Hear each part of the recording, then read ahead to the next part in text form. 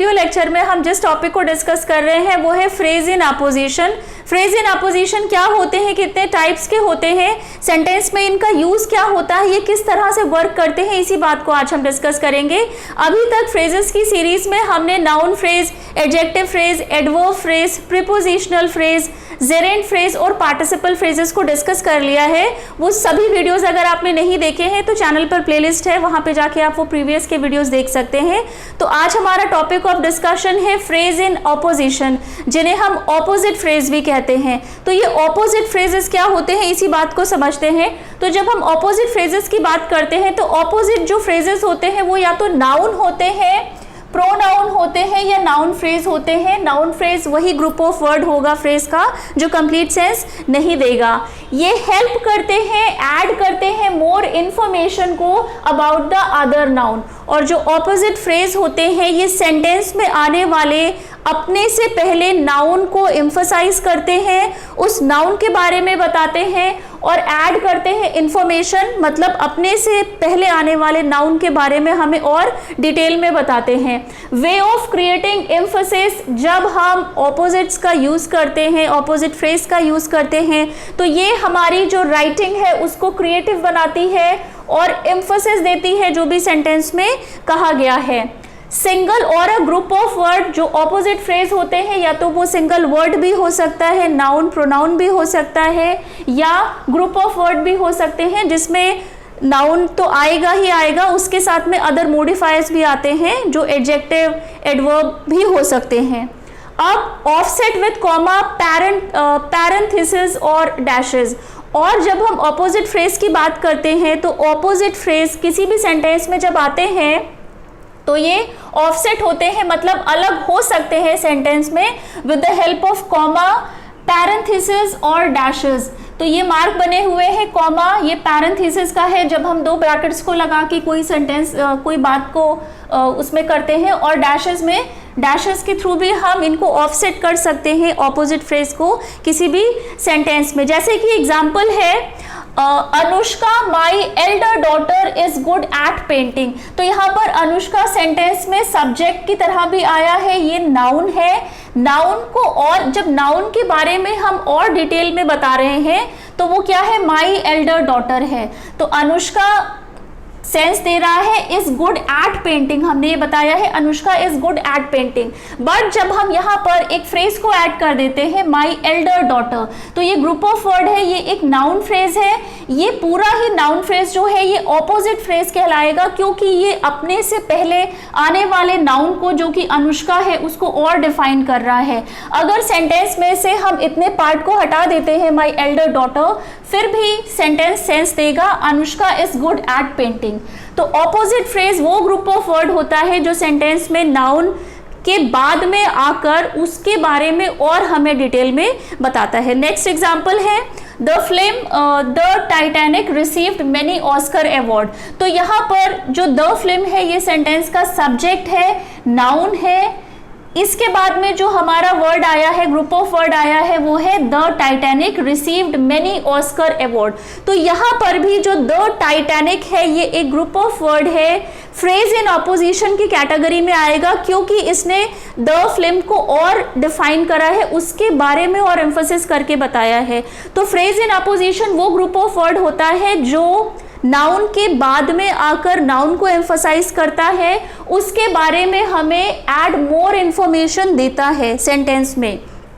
अब जब हम फ्रेज इन ऑपोजिट्स की बात करते हैं तो ये दो टाइप के होते हैं। एक होता है एसेंशियल, जिसे हम बोलते हैं रिस्ट्रिक्टिव ऑपोजिट फ्रेज, और एक होता है non essential, non restrictive opposite phrase. तो जब हम एसेंशियल या रिस्ट्रिक्टिव ऑपोजिट फ्रेज की बात करते हैं तो ये होता है एसेंशियल पार्ट होता है किसी भी सेंटेंस का, डू नॉट नीड कॉमा और पैरेंथेसिस।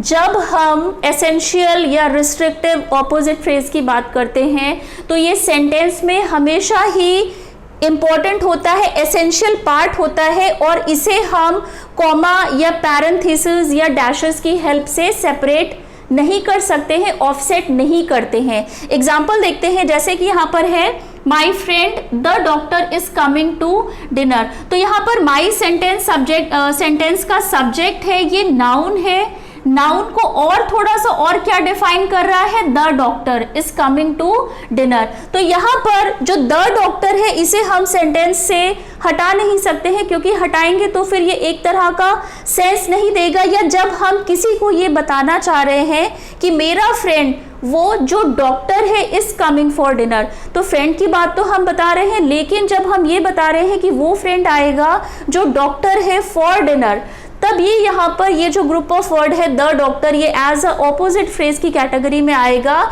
जो फ्रेंड को और डिफाइन कर रहा है, फ्रेंड के बारे में ऐड कर रहा है मोर इन्फॉर्मेशन को। और इसे, क्योंकि ये इंपॉर्टेंट पार्ट है सेंटेंस का ये ग्रुप ऑफ वर्ड, तो इसीलिए इसे हम एसेंशियल या रिस्ट्रिक्टिव ऑपोजिट फ्रेज कहेंगे, जिनका सेंटेंस में होना जरूरी है, जो नाउन को और डिफाइन कर रहा है। सेकेंड एग्जाम्पल है the restaurant next to the park serves the best pizza.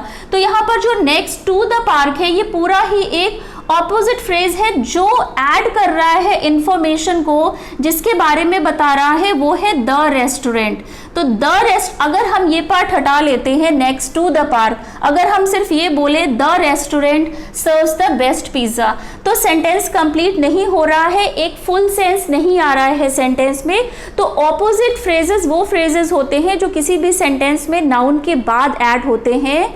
Opposite का मतलब ही होता है, मतलब बाद में आना, या सिट नेक्स्ट मतलब नाउन के बाद में ही आना। तो ऑपोजिट फ्रेज वो ग्रुप ऑफ वर्ड होगा जो या तो नाउन होगा, प्रोनाउन होगा, या नाउन फ्रेज होगा, जो सेंटेंस में आए हुए नाउन को और डिफाइन करेगा, उसके बारे में और इंफॉर्मेशन देगा। इन्हें हम सेंटेंस से सेपरेट नहीं कर सकते हैं with the help of comma या पैरेंथेसिस की। थर्ड एग्जांपल है my favourite book Verne and Martin got lost last week. तो यहाँ पर जो वर्न एंड मार्टिन है ये पूरा ही ग्रुप ऑफ वर्ड है, ये डिफाइन कर रहा है माय फेवरेट बुक को। अब जब हमें किसी को बताना है कि जो मेरी फेवरेट बुक है वो लॉस्ट हो गई है लास्ट वीक, तो अगर हम बुक का नाम भी बता रहे हैं, सामने वाले को हम बता रहे हैं कि हमारी ये बुक लॉस्ट हो गई है, तो यहाँ पर जो वर्न एंड मार्टिन है ये as a essential opposite phrase की तरह आया है, क्योंकि विदाउट इस ग्रुप ऑफ वर्ड के हमारा सेंटेंस कंप्लीट नहीं होगा अगर हम सामने वाले को कुछ बताना चाह रहे हैं। तो यहाँ पर माय फेवरेट बुक सेंटेंस का सब्जेक्ट है, वर्न एंड मार्टिन यहाँ पर एसेंशियल ऑपोजिट फ्रेज है, क्योंकि ये एसेंशियल पार्ट है जब हम अपनी बात को बता रहे हैं। तो ये तो था एसेंशियल रिस्ट्रिक्टिव ऑपोजिट फ्रेज जो किसी भी सेंटेंस में आता है, सेंटेंस का एसेंशियल पार्ट होता है, इसको हम कॉमा या पैरेंथेसिस या डैशेस की हेल्प से सेपरेट नहीं कर सकते हैं।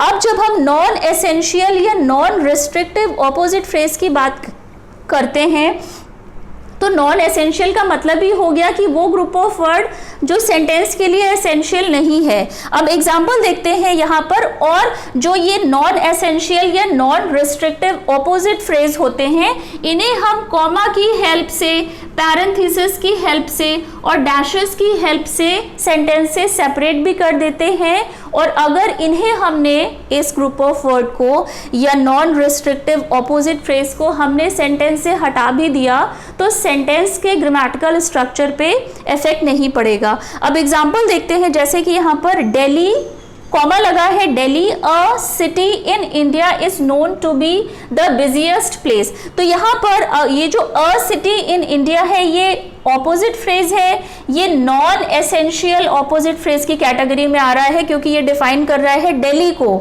दिल्ली क्या है यहाँ पर, Delhi as a proper noun है।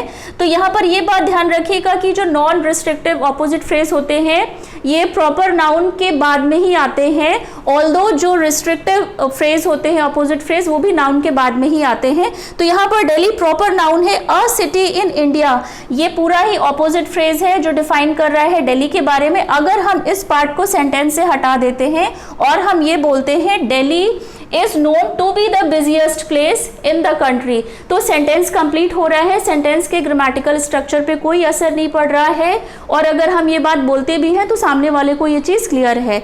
बट हमने क्या किया है, अ सिटी इन इंडिया ये एक्स्ट्रा इन्फॉर्मेशन हमने दे दी है सेंटेंस में जब हम किसी को ये चीज़ बता रहे हैं, इफ अगर हम ये ग्रुप ऑफ वर्ड हटा भी देते हैं तो सेंटेंस फिर भी कंप्लीट सेंस दे रहा है, जैसे कि Delhi is known to be the busiest place in the country, ये सेंटेंस फुल सेंस दे रहा है। हम किसी को बताएंगे भी तो उसको क्लियर में समझ में आएगा कि हम क्या कह रहे हैं। तो अगर हम नॉन एसेंशियल अपोजिट फ्रेज को सेंटेंस से हटा भी देते हैं तो सेंटेंस के मीनिंग में या स्ट्रक्चर में या ग्रामेटिकली वो सेंटेंस करेक्ट होगा। नेक्स्ट एग्जांपल देखते हैं, Riya my best friend is going to London next week. तो यहाँ पर रिया भी क्या है, प्रॉपर नाउन है।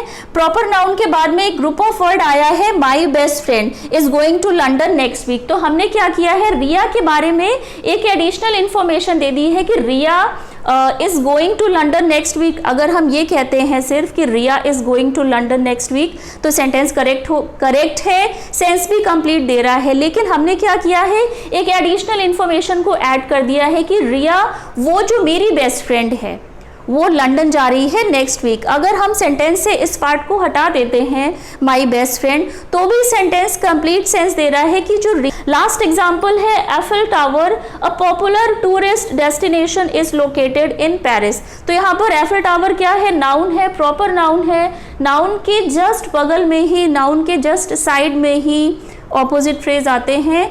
वो एसेंशियल अपोजिट फ्रेजेस भी हो सकते हैं, नॉन एसेंशियल भी हो सकते हैं। अब यहाँ पर हमें ये पता है, अगर हम इस पार्ट को हटा देते हैं, द पॉपुलर टूरिस्ट डेस्टिनेशन, अगर हम इस ग्रुप ऑफ वर्ड को हटा देते हैं और हम सिर्फ बोलते हैं कि Eiffel tower is located in Paris, तो सेंटेंस कंप्लीट है, कंप्लीट सेंस दे रहा है। अब अगर हम अ पॉपुलर टूरिस्ट डेस्टिनेशन इस ग्रुप ऑफ वर्ड को ऐड भी कर देते हैं इस सेंटेंस में तो ये एक्स्ट्रा इंफॉर्मेशन ही दे रहा है, नॉन एसेंशियल ऑपोजिट फ्रेज की कैटेगरी में आएगा। अगर हम इस ग्रुप ऑफ वर्ड को हटा भी देते हैं सेंटेंस से तो सेंटेंस पे या सेंटेंस के मीनिंग पे कोई इफेक्ट नहीं पड़ेगा। तो ये डिफरेंस है एसेंशियल और नॉन एसेंशियल ऑपोजिट फ्रेज में। तो आज के वीडियो लेक्चर में हमने ऑपोजिट फ्रेज को डिस्कस करा है। ऑपोजिट फ्रेज नाउन भी हो सकता है, प्रोनाउन भी हो सकता है, नाउन फ्रेज भी हो सकता है, ग्रुप ऑफ वर्ड होता है जो हमेशा ही नाउन के नेक्स्ट में आता है सेंटेंस में। ये ऐड करता है मोर इन्फॉर्मेशन में को, नाउन के बारे में हमें मोर इन्फॉर्मेशन देता है। और ये ग्रुप ऑफ वर्ड भी हो सकता है, सिंगल वर्ड भी आता है।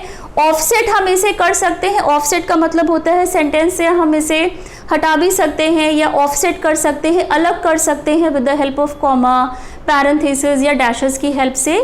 ऑपोजिट फ्रेज टू टाइप के होते हैं, essential opposite phrase and non essential opposite phrase. Essential opposite phrase हमेशा ही इंपॉर्टेंट होते हैं क्योंकि वो हमें नाउन के बारे में, अपने से पहले आने वाले नाउन के बारे में डिटेल में बताते हैं, इन्फॉर्मेशन को ऐड करते हैं। नॉन एसेंशियल ऑपोजिट फ्रेजेस वो फ्रेजेस होते हैं जो ऐड ऑन तो करते हैं इन्फॉर्मेशन को, लेकिन अगर उन्हें हम सेंटेंस से हटा भी दें तो सेंटेंस के स्ट्रक्चर पे इफेक्ट नहीं पड़ेगा। तो आज के वीडियो लेक्चर में बस इतना ही। आई होप आपको आज का वीडियो लेक्चर पसंद आया होगा। फ्रेजेस की सीरीज कंप्लीट हो चुकी है, हमने सारे टाइप के फ्रेजेस को डिस्कस कर लिया है।